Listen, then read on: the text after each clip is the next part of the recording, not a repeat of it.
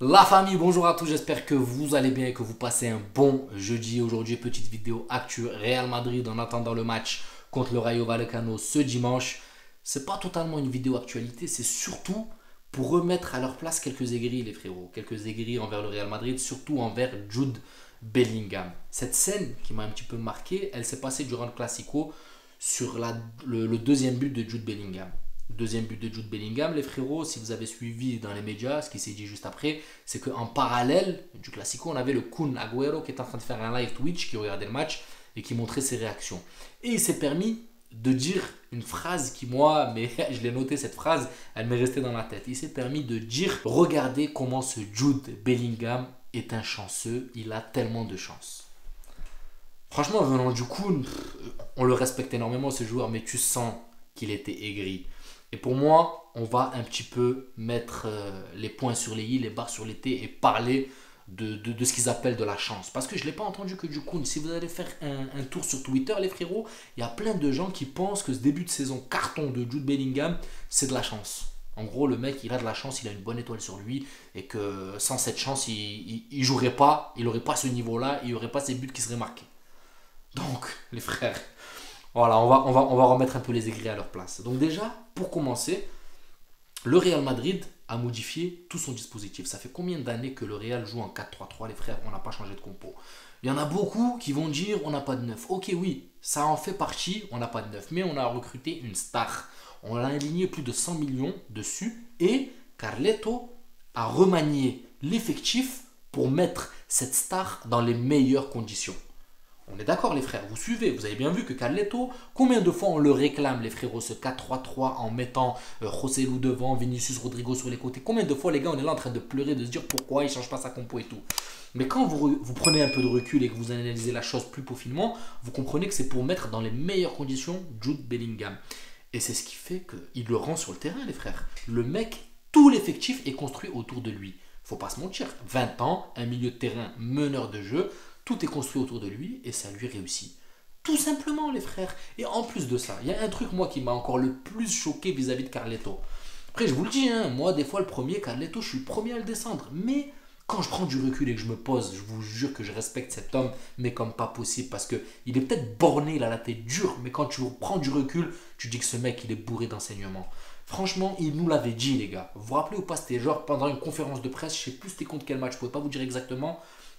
Il avait dit, ce Jude Bellingham là, vous allez voir qu'il va être neuf, il va jouer avant-centre et il va marquer énormément de buts. Moi, j'avais fait une vidéo suite à cette conférence de presse et je l'avais descendu. Moi, le premier, les frères. Carleto, pourquoi? Parce qu'on n'avait pas de recul, les émotions qui prennent le dessus, on était à fond sur Mbappé, il n'a pas été recruté, il n'y avait pas de neuf, la place était vacante. Donc, par réaction, voilà, une vidéo qui a été faite sans analyse. Mais quand tu regardes maintenant comment Jude le rend, comment il est mis sur un piédestal, comment en 13 matchs il te met 13 buts, il te met des passes D, il est 7-8 fois homme du match. Le mec, il est 2 fois meilleur joueur de la Liga, 2 fois meilleur joueur du mois. Franchement, les frérots, vous ne pouvez pas me dire que c'est de la chance. Et en plus, Kun Agüero, toi qui te permets de dire que c'est de la chance, prends juste ton équipe Manchester City, là où tu as passé la plus grosse majeure partie de ton temps. Les frérots, vous avez tous regardé la cérémonie du Ballon d'Or, on est d'accord. On a Erling Haaland qui s'est fait remettre le prix Gerd Müller. Il me semble que c'était le prix Gerd Müller. Il me semble, si je ne me trompe pas. Corrigez-moi dans les commentaires, les frérots, si je me trompe. Ils nous ont passé un montage de ses 56 buts qu'il a mis durant cette année. Quand vous regardez les buts de Erling Haaland, les frères, est-ce que là, tu peux pas dire que c'est de la chance? Même si moi, je sais que c'est pas de chance, il en a mis 56. Ok, Bellingham en a mis que 13. Mais quand vous regardez les buts de Bellingham, les buts de Haaland, c'est à peu près la même chose, toujours bien placé, au bon moment, le timing. Pourquoi ce que fait Haaland, t'appelles pas ça de la chance? Par contre, ce que fait Bellingham, t'appelles ça de la chance. Belle frappe, il y a le ciseau qu'il met, des buts de la tête, ou voilà, là, il fait son travail d'avant-centre. Mais il y a des moments où même, ça a été dit juste après par le mec qui lui a remis le trophée, Erling Haaland est constamment en mouvement, il est toujours bien placé, il est dans l'anticipation de l'action.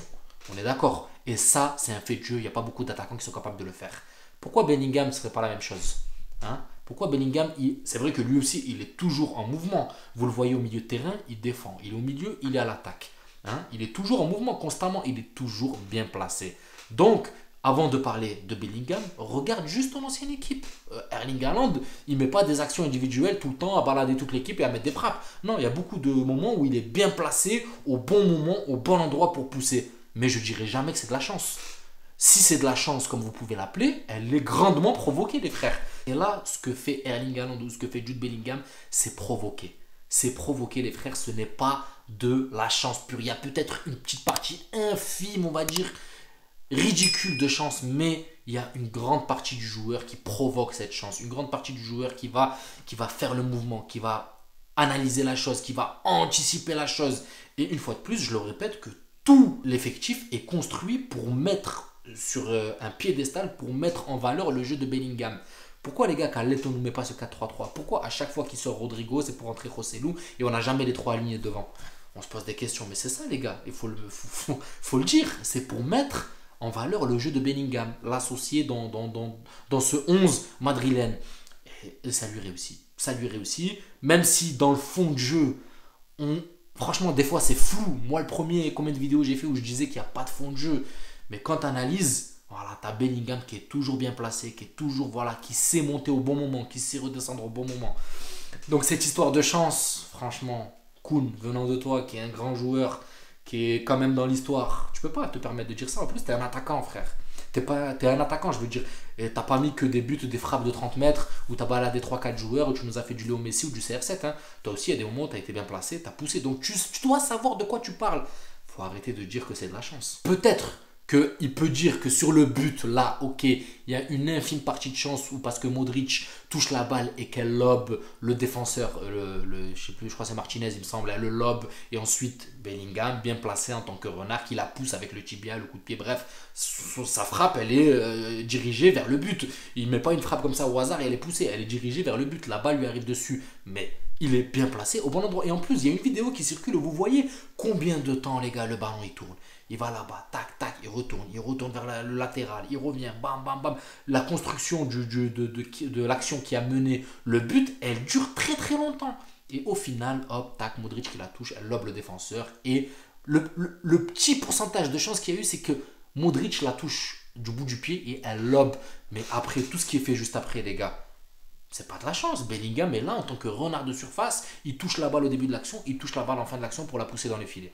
Donc voilà, il fallait mettre un point sur les i et les barres sur les t, comme le dit l'expression, pour calmer un peu ces gens aigris. Les frérots, quand en 3 mois de championnat, le mec t'a mis 13 buts en 13 matchs, hein, il a été élu champion machin, trophée Copa et tout, tu peux arriver et venir te dire, ce mec a tellement de chance.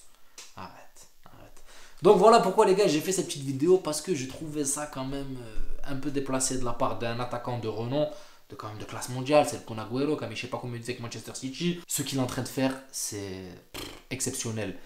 Et c'est sûr qu'à un moment ou à un autre, j'ai pas envie de dire la cadence va ralentir, mais il aurait un coup de moins bien, parce que là il a mis la barre tellement haute. Mais vous allez voir que ce mec va mettre plus de 20 buts dans la saison et que vous allez voir que c'est pas un hasard. Donc voilà les frérots, maintenant que les points sur les barres sur les T sont mises, dites-moi vous ce que vous en pensez dans les commentaires. Est-ce que vous jugez que Bellingham a une grosse partie de chance ou cette chance est provoquée et c'est le talent du joueur qui se décline tout simplement? N'hésitez pas à vous abonner, à liker la famille, ça donnera beaucoup de force à la chaîne et je vous dis à la prochaine vidéo et prenez soin de vous. Ciao la famille.